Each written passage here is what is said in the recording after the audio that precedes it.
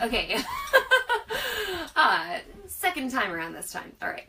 So, hello everyone. Welcome to the Self-Sewn Wardrobe podcast and live broadcast. If you're listening to this as a podcast, know that it first appeared as a live broadcast in our Facebook group, and we would love to have you there. Hi, Betsy. And if you have not listened to our other podcast, Sewing Out Loud, I would highly suggest doing that. That's our podcast where Mom and I talk about sewing related techniques, or stuff that happens when you try and sew for yourself, etc. And those episodes come out every Friday.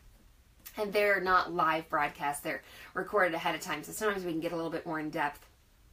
Hey, Carmen and Sandy and Betsy, and everybody says the video is working a little better this time. So I hope Louise can find us again, since it was her first time watching. Hi, Tracy. Yeah, so I'm okay. Yeah, the numbers are a little higher this time, so I think that things are going better. Hi, Shannon. So this morning, I'm gonna talk briefly about two things: a sewing thing and a non-sewing thing. And I just wanted to say that this morning, I thought I would be so super cool and make myself another crop top like I've been wearing, my other rayon one. And I cut up like a maxi skirt that I made myself that I didn't like. I've decided that I don't like straight maxi skirts. And I made this double brush poly crop top. And this is some DBP, double brush poly, from LA Finch Fabrics. Now, I used the Easy Tee pattern for this, and I made my first one using the Easy Tee pattern as well.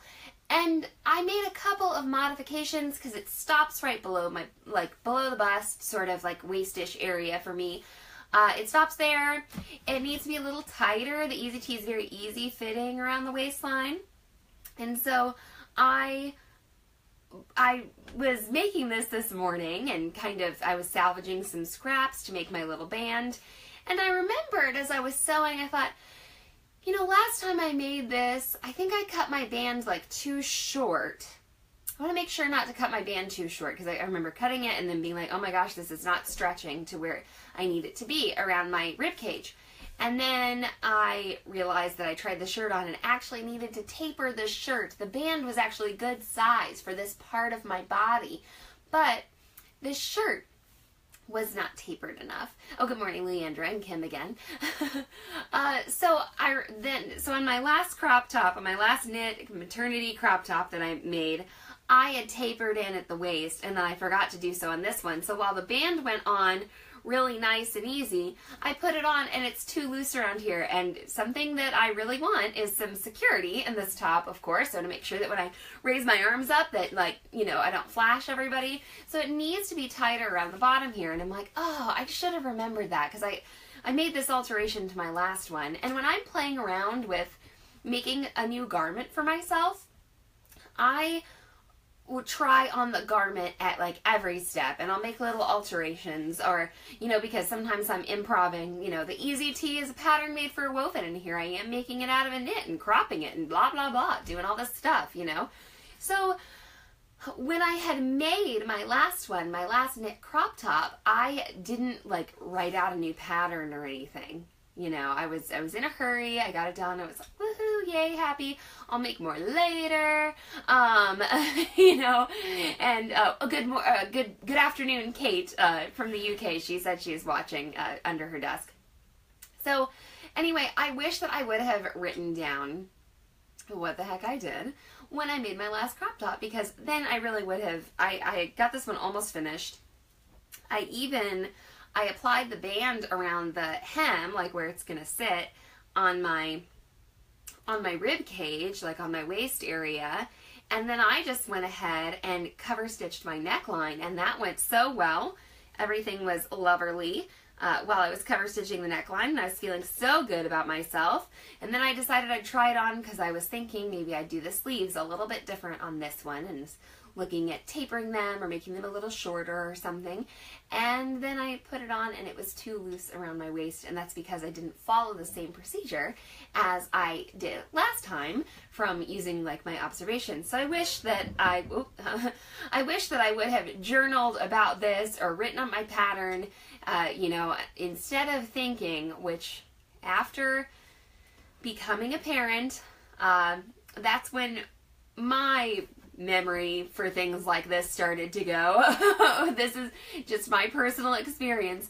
I feel like I used to be able to remember details like this and procedures, etc., and I should have written it down. Now, Kim brings up something good. She says better too loose than too tight. Yeah, so I'm gonna cut this band off and I'm gonna taper it and reapply it. It's not a huge deal. It's still a salvageable garment, but I do think, upon reflecting, that if I had written these things down or translated things to my pattern, I'd have a new top right now. Like it would just be done, and we all have the same issue, no matter if we're sewing for ourselves, a dress, a quick top, a bathing suit, if you're sewing for your kids, if you have no kids, whatever.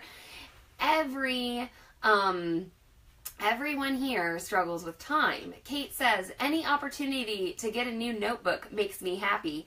Kate, you are in the right place.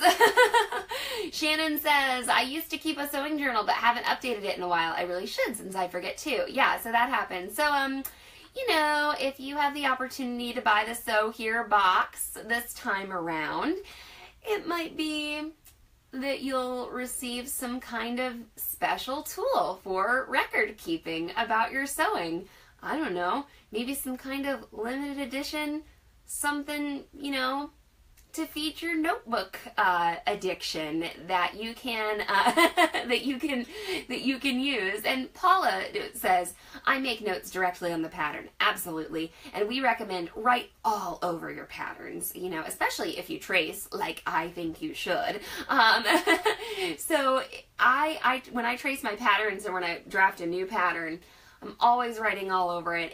And right now, especially when I make something, I am writing down the weeks of my pregnancy because I want to know where I was. I don't know if I'm going to have any more kids.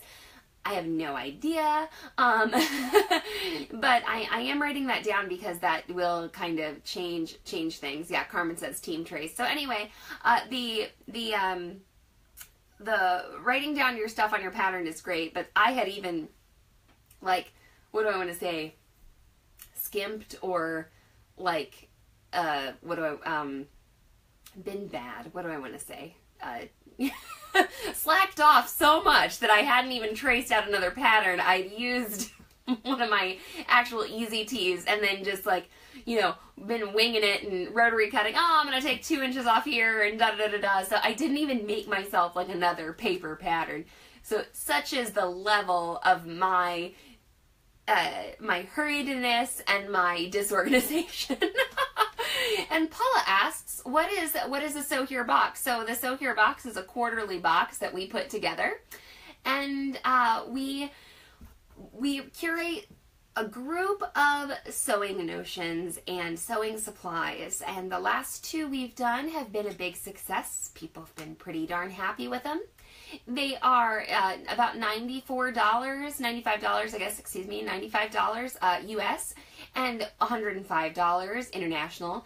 And we tell you the sewing stuff that we include. We'll tell you everything that's in there. And then we also include some very special, in-house designed, branded things for the box. Like last time we did some sewing pattern bag covers, and we had a special exclusive enamel pin, and we also included scissor fob on some of our special scissors. So we'll tell you everything that's in the box. It's all, definitely that $95 value, and that includes shipping to anywhere in the US, and the $105 price tag includes shipping to anywhere international. Now, the Sew Here box is not available to the general public yet, but this edition is all about knits. We've been having lots of conversations about knits in the group, lots of people wanting to learn to sew them on their sewing machine and their serger, and we are producing a knit leggings class at the moment. So everything in the box will actually help you to make leggings or not. Betsy says she wore her sewing machine pin at her ASG meeting on Saturday. Yeah, and those pins, just in the way that things are working out, I think the people who bought the last box are really going to be the only people to have that pin ever. I don't know how I'll be re-releasing them, if I do so at all. So anyway, another little hint to the box of something that probably won't be fully disclosed until after box release is a way to keep track of your sewing progress, etc. So,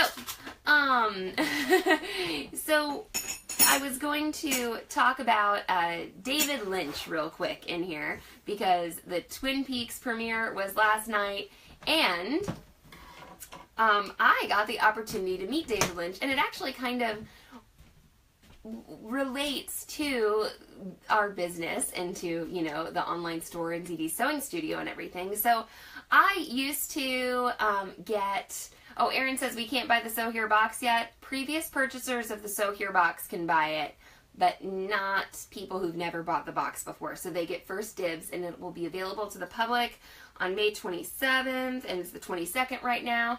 So anyway, okay, David Lynch. So I, through a very cool series of circumstances, have made the acquaintance of an artist who lives here in town. His name's Frank Stack, and he was a part of the underground comics movement and knew very famous people like Robert Crumb and Gilbert Shelton, etc. People who were really big in the comic scene, really big in the art scene. And Frank was the head of the MU art department, the University of Missouri art department here in town for a while.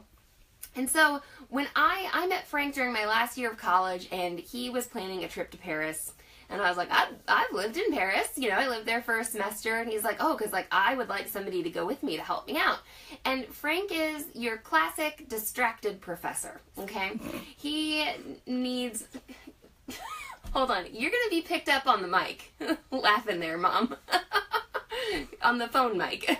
Okay, so Frank took me to Paris once. I helped him out, made sure he didn't get lost in the metro, etc., etc.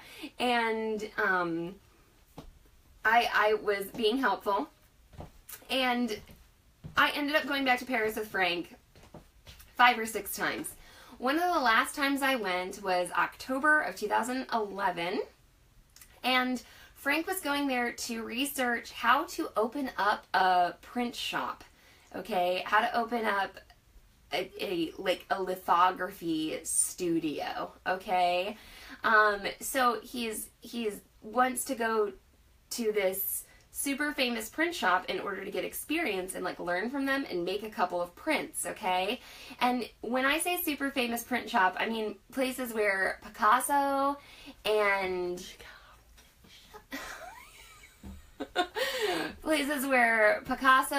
Kandinsky and it's where Henri Matisse's Jazz was first printed, and they anyway, so this place is called Idem. It used to be called the Morlot Print Shop. I don't know if we have anybody in Paris, okay?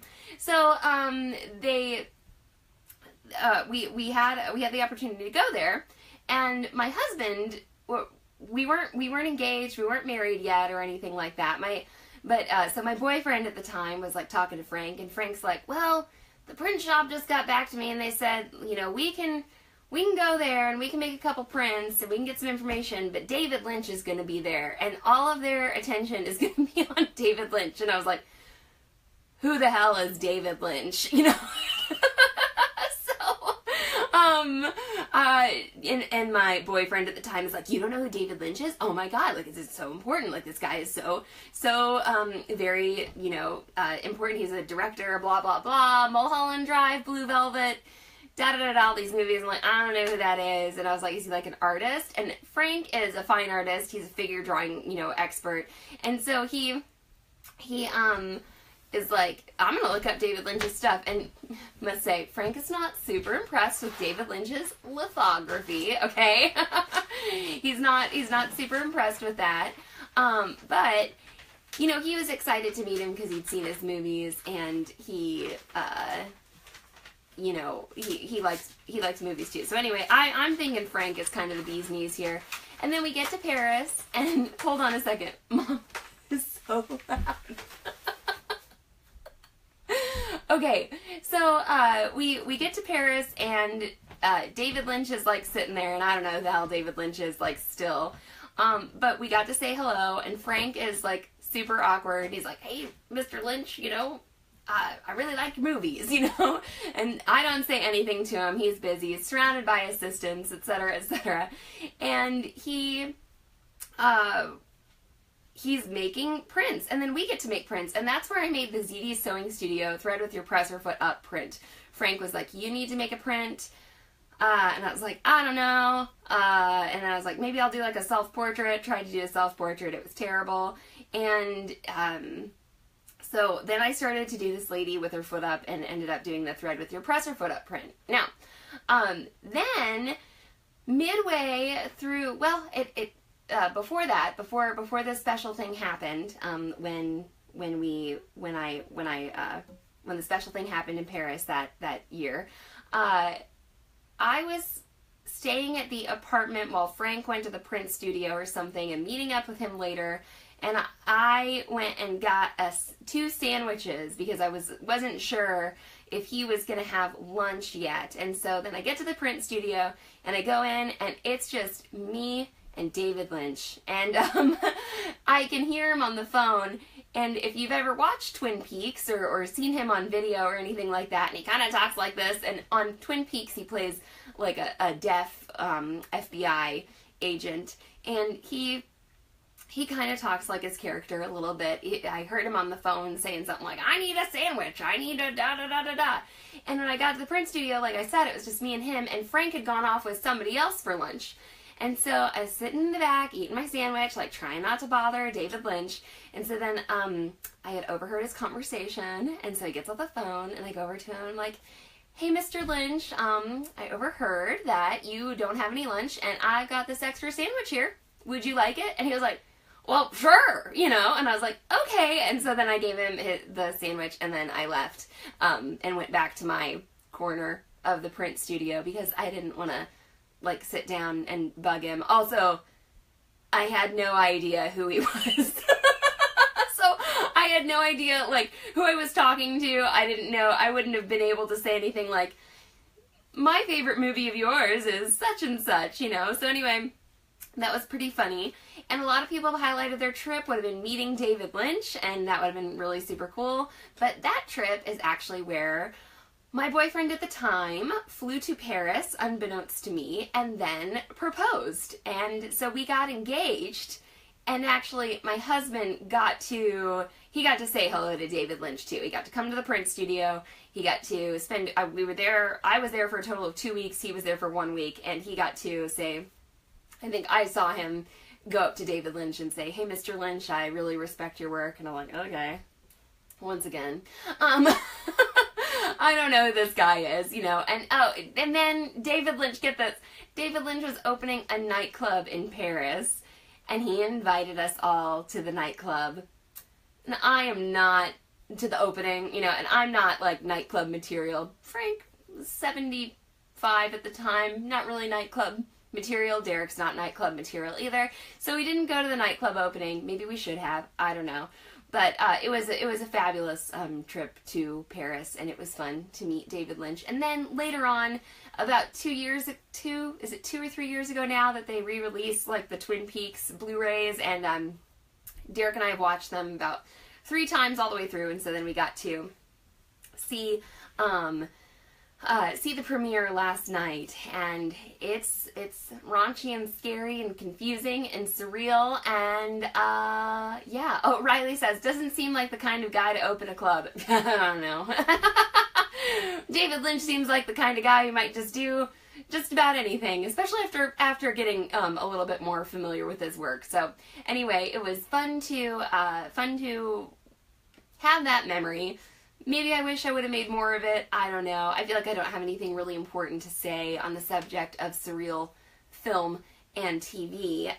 So anyway, we watched the premiere last night. If you're wondering what Twin Peaks is, it certainly is an interesting phenomenon, but the new series is not for the faint of heart. It got to see lots of dead bodies last night, and Lynch is like really some of the parts of Twin Peaks that stick with me so much are his depictions of violence. They aren't super common in the first 2 seasons, but when he does depict it, it seems pretty raw. And I almost, in a way, feel like he's not like glamorizing the violence, and a lot of the violence is towards women.